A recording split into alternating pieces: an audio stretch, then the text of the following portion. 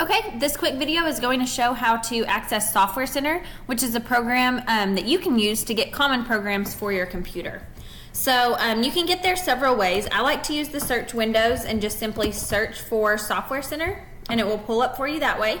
Or if you click on this Windows key, you should see Software Center there as well. I am not currently on the network, so I'm not going to see all of the network programs show up.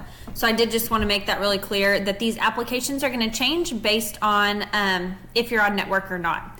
So one thing that should show up here is Doceri, and that's one that I would suggest all teachers getting so that they can be mobile in the classroom. If I wanted to install any of these, I would just simply click and then choose install. So like I said, I'm not seeing them all because I'm not currently on the network, but when you're on the network, you'll see several different options here. You can click and then install if it's a program that you want to use, especially Doceri.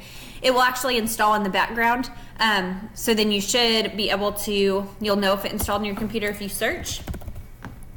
So I can see Doceri is now installed on my computer, and then you could pin it to the taskbar.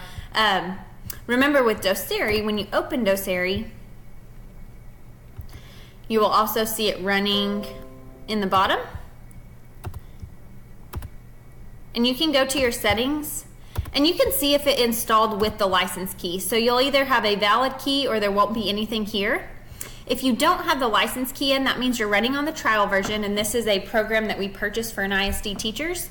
So you can simply put in a help desk and get the license key. I've heard from several teachers that this installed with the license key on it already. So shouldn't be a problem, but it would be good to double check.